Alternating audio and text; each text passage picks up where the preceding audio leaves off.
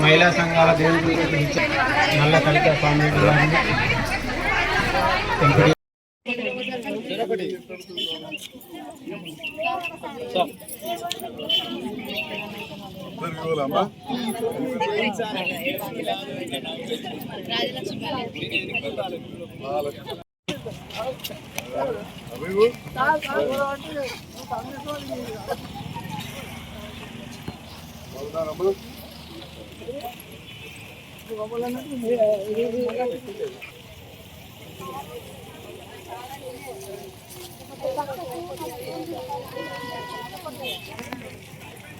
Hello ఇగో గ్రామ panchayat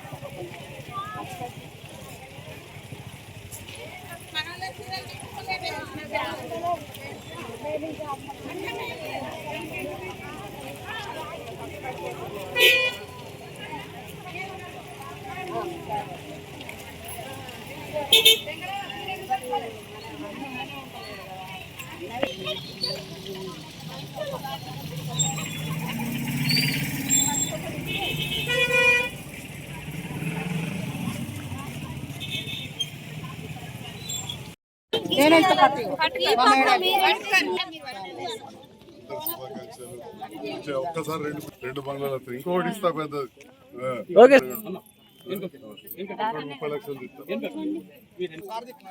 sir ఒకసారి ఇక్కడ ఓకే సార్.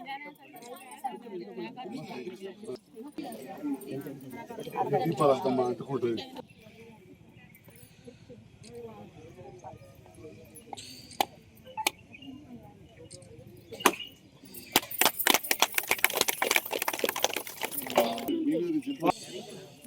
స్వామి.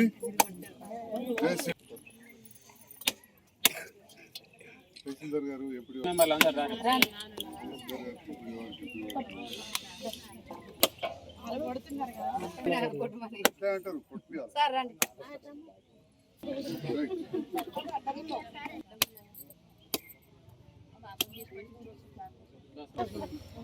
లక్ష్మీపూర్ సర్పంచ్ అమ్మ బిడ్డ కట్టాను గంగాడు ఉన్నాడా గర్వంలో గంగాడు మాజీ సర్పంచ్ ఉంటాడు.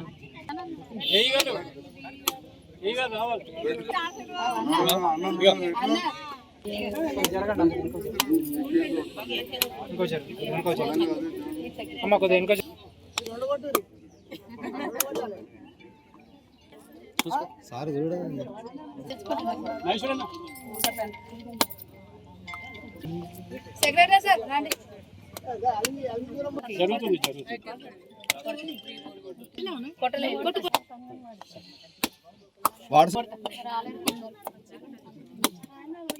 ఆశ కొట్టిరు కదా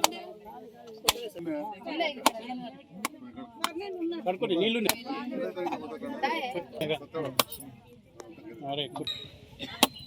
కొంచెం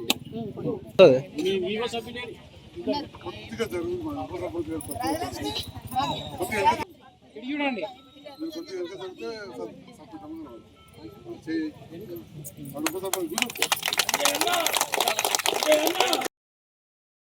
చేయాలని చెప్పి ఆలోచన చేసి ముఖ్యంగా ఆరోగ్యం అన్నిటికంటే ముఖ్యమైన ఆలోచనతో ఆరోగ్యశ్రీ పథకాన్ని 5 లక్షల నుంచి 10 లక్షలకు పెంచడమే కాకుండా మన జగిత్యాల ప్రభుత్వ ఆసుపత్రి కావచ్చు, లక్ష్మీపూర్ లాంటి చిన్న గ్రామాలే కావచ్చు, ఇటు పల్లె దవాఖాన్లు అటు జగిత్యాల ప్రభుత్వ ఆసుపత్రి అత్యధిక నిధులు వచ్చిన నియోజకవర్గం జగిత్యాల నియోజకవర్గం అని తెలియజేస్తుంది.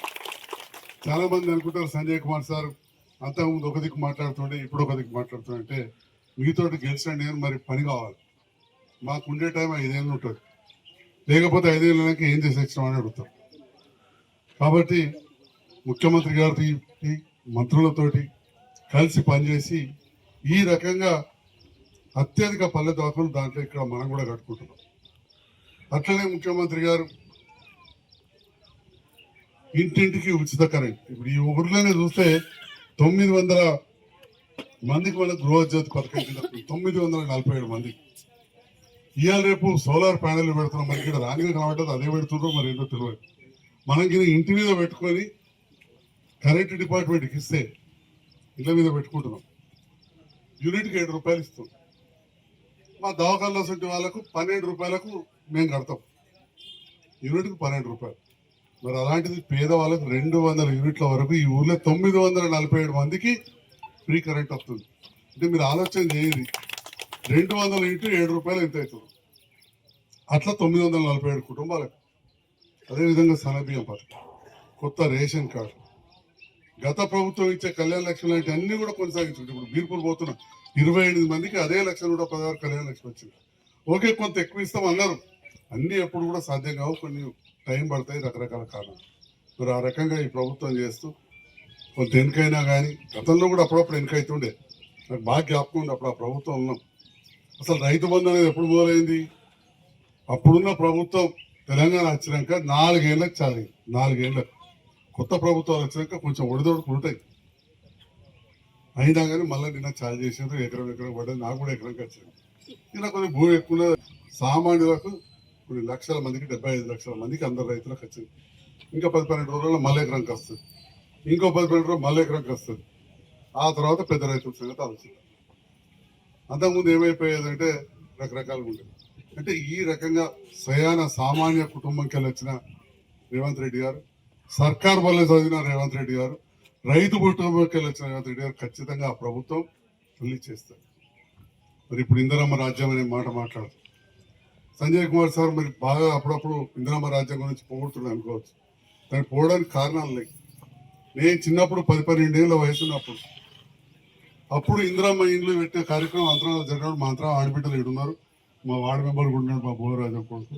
వాళ్ళకి తెలుసు. అప్పుడు మంత్రులు వచ్చేప్పుడు భూమి పూజ చేసేది. కుటుంబంలో మంత్రులు ఉండే. ఇక్కడ కూడా ఎక్కడ ఉన్నది పేరు, ఒక బడి దగ్గర ఇక్కడ ఉన్నది మా తాత పేరు. మన లక్ష్మీపూర్లలో జగిత్యాల కాదు, భారతదేశం అంతా కూడా ఆలోచిస్తుంది. కానీ చెయ్యాలంటే కొన్ని ఇబ్బందులు ఉంటాయి. ప్రభుత్వమే మొత్తం బ్యాన్ చేయలేదు. ప్లాస్టికే బ్యాన్ అనేది మనకు అయ్యే పని కాదు. అట్లా మొదలు పెట్టుకుంటే మనకు ఆరోగ్యానికి పనికిరాని చాలా చెప్తున్నాం. పెట్రోల్ డీజిల్ వాడి సైకిల్ మోటార్ పోతే కూడా వచ్చే గాలి మనకు ఎన్నటికైనా చెడు చేసేది, ఎన్నటికైనా చెడు. కానీ అలవాటు పడిపోయినాం. రాత్రి అన్ని కావు. మన లోపల ఒకటొకటి మార్పు రావాల్సిందే. ఆ మార్పులో భాగంగా ఇప్పుడు ఆ డీజిల్ కరెంట్ పోయి ఎలక్ట్రికల్ వచ్చింది. అది కొద్దిగా నయం. అందుకే ఇళ్ళ మీద సౌరశక్తి వాడుతున్నాం. తెలంగాణ ఇవాళ ముందటున్నారు. ముఖ్యమంత్రి గారు కూడా దాంట్లో ప్రత్యేకంగా ప్రోత్సహిస్తుంది. 25 ఏళ్ళ గ్యారెంటీ ఇస్తుంది. సోలార్ వెహికల్స్ వస్తున్నాయి, ఎలక్ట్రికల్ వెహికల్స్ వస్తున్నాయి. ఇవన్నీ కూడా వస్తున్న సందర్భంలో మన లోపల మార్పు రావాలి. నేను మా పాత మున్సిపల్ చైర్మన్ గారు, ఎంపీ గారు అందరం కలిసి ఢిల్లీలో ఒక మీటింగ్ పోయినాం, మున్సిపల్ మీటింగ్.